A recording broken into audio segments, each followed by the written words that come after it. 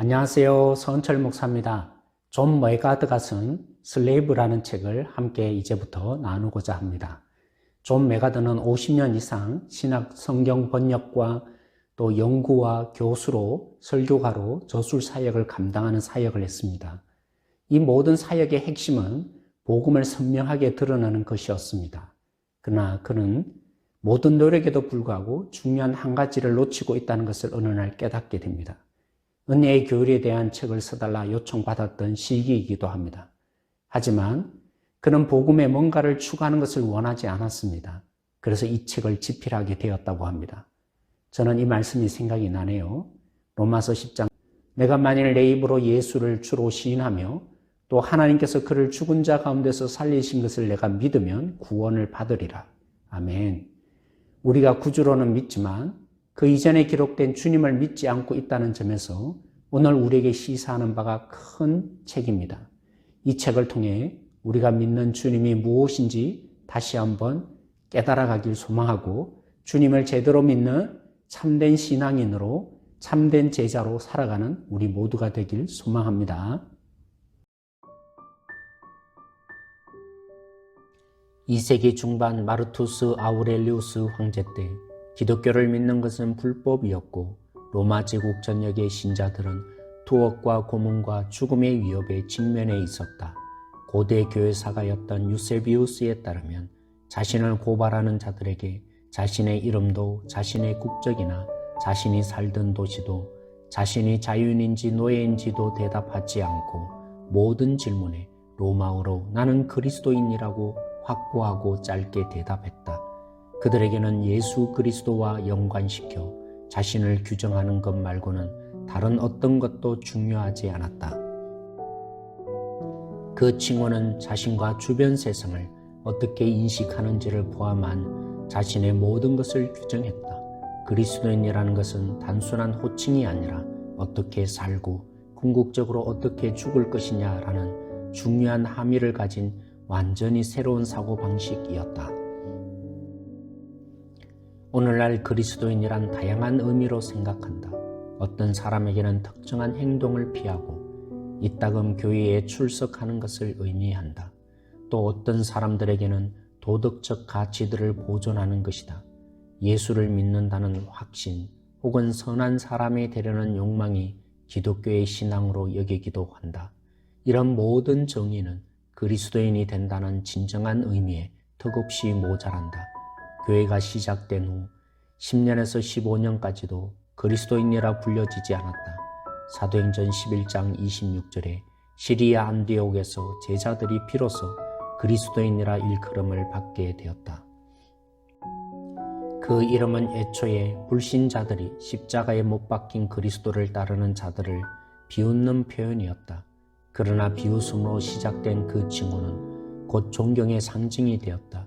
그리스도인이라 불리는 것은 예수님의 제자들과 동일한 자들, 예수님의 충성스러운 추종자로 간주되는 것이었다.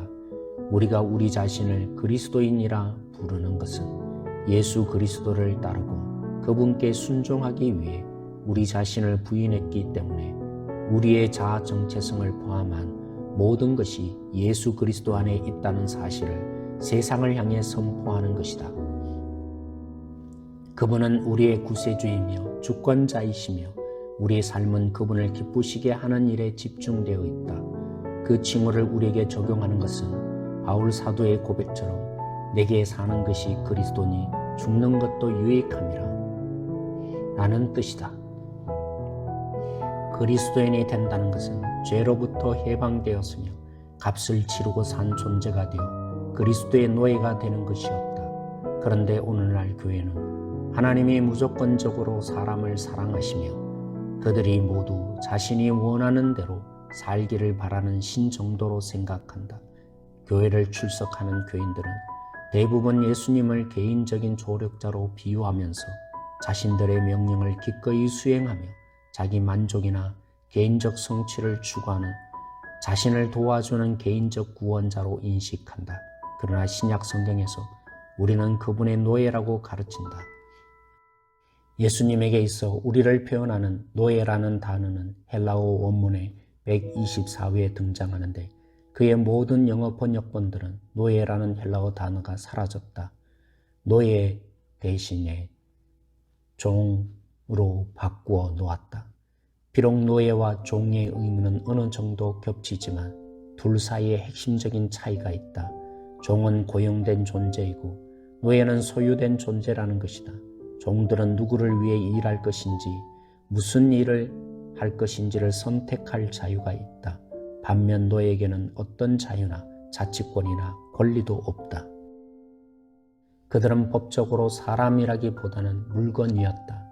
어떤 사람의 노예가 된다는 것은 주저함이나 논쟁 없이 그 사람의 뜻에 순종할 의무가 있는 그 사람의 소유물이 되는 것이었다. 영어 번역의 오역은 먼저 서구 사회의 노예 제도와 맞물려 노예 무역을 상기시키는 것을 피하고자 했기 때문이다. 두 번째 역사적인 관점으로 중세 후기에서는 둘로스를 라틴어 세브루스로 번역했기 때문이다. 이에 16세기 영국에서 노예라는 용어는 사슬에 매여 있거나 감옥에 갇혀 있는 사람을 연상시켰다. 이것이 그리스 로마의 노예 개념과 달랐기에 번역자들은 그들의 문화에서 그리스 로마의 노예를 더 잘 표현해주는 단어, 종이라는 단어를 선택한 것이다. 이유가 무엇이든 둘러스가 종으로 번역되는 순간 중요한 개념이 사라진다. 복음은 단순히 그리스도의 동료가 되라는 초대가 아니라 그분의 노예가 되라는 명령이다. 성경이 강조한 하나님의 노예라는 개념은 현대 영어 번역본들 사이에서 사라졌다. 하지만 이 노예 개념은 사도들과 그 뒤를 이은 세대에게는 핵심적인 진리였다. 우리는 그리스도께서 값을 치르고 사신 존재들이다. 우리는 그리스도의 소유이다. 우리는 그분이 소유하신 백성이다. 그리고 이 모든 것을 이해하게 되면 우리의 관점에서부터 우선순위에 이르기까지 우리의 모든 것이 변한다. 참된 기독교 신앙은 예수님을 내 삶에 더하는 것이 아니다. 내가 그분의 뜻에 온전히 순종하고 다른 무엇보다 그분을 기쁘시게 하는 삶을 추구하며 그분께 온전히 헌신하는 것이다. 기독교 신앙은 자신을 죽이고 어떤 값을 치르더라도 주인을 뒤따르라고 요구한다. 다른 말로 하면 그리스도인이 되는 것은 그리스도의 노예가 되는 것이다.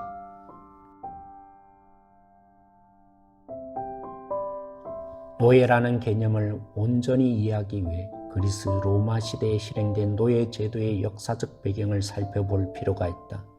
노예 제도는 1세기 로마 제국에 널리 퍼져 있는 사회 구조였다. 로마 제국 인구의 대략 5분의 1이 노예들이었다. 주 2세기 초반에는 노예의 숫자가 총 1200만 명에 달했다. 당연히 로마 제국의 경제는 이 인적 자원에 매우 의존하고 있었다.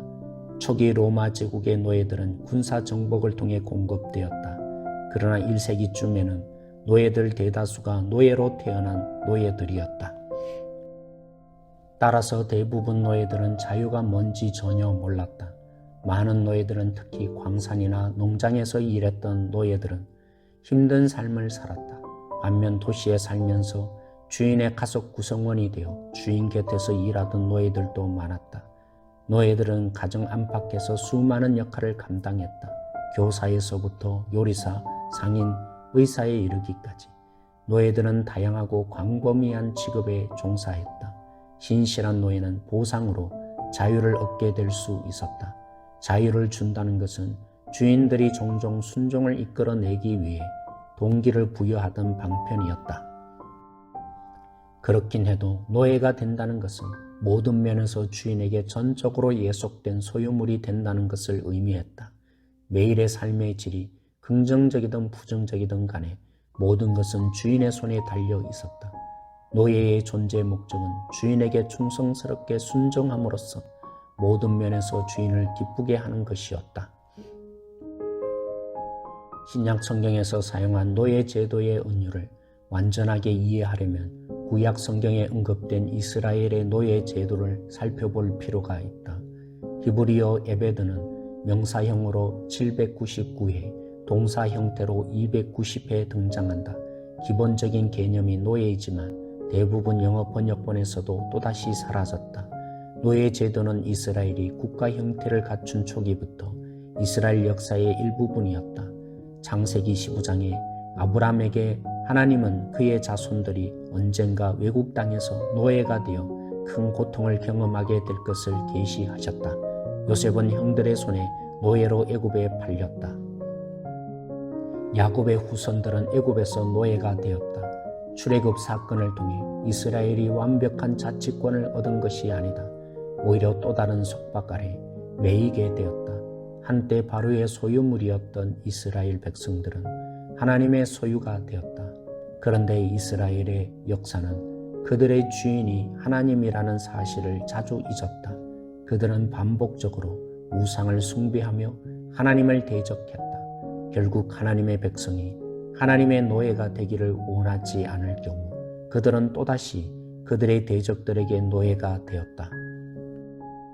구약 이스라엘의 노예 제도는 1세기의 로마 노예 제도와 일정 부분 유사하다. 특히 외국인 노예들은 돈으로 살 수 있었고 따라서 자산으로 소유할 수 있었다. 그들은 주인의 의지에 완전히 지배당했다. 그들은 자신이 수행한 일의 결과에 따라 보상을 받거나 징계를 받았다. 그리고 노예의 신분이 무기한 지속될 수 있었다. 고대 사회의 모든 노예들처럼 그들의 삶은 전적 의존, 자율권의 상실, 또 다른 사람에게 전적으로 소유된다는 의식으로 특징 지워졌다. 이스라엘의 역사적 관점에서 보면 하나님의 노예가 된다는 것은 자기 자신을 시내 산에서 서 있던 사람으로 여호와께서 말씀하신 모든 것을 우리가 준행하리이다 라고 숭고하게 선포했던 사람으로 인식한다는 것이다. 또한 하나님의 뜻과 말씀에 온 마음으로 모범적으로 복종했던 영적 리더들과 같은 태도를 취하는 것이다. 1세기 문화의 관점에서 보면 노예 제도는 신자와 그리스도와의 관계를 적절히 묘사하는 개념이다. 즉 그리스도인은 주인에게 완전히 복종하고 주인의 부속물이 된 사람이라는 의미를 설명하는 기능을 했다.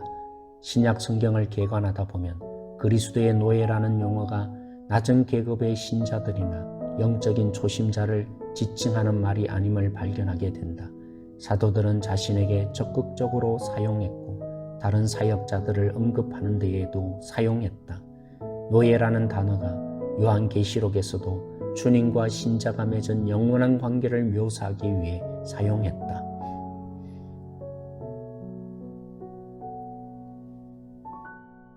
요한계시록 22장 3절에서 4절에 영광스러운 사실은 당신과 인류 역사 가운데 모든 성도들이 그분의 노예로서 만왕의 왕이요 만주의 주이신 우리 하늘 주인을 영원토록 기쁘게 예배하고 높이게 되는 것이다. 아멘.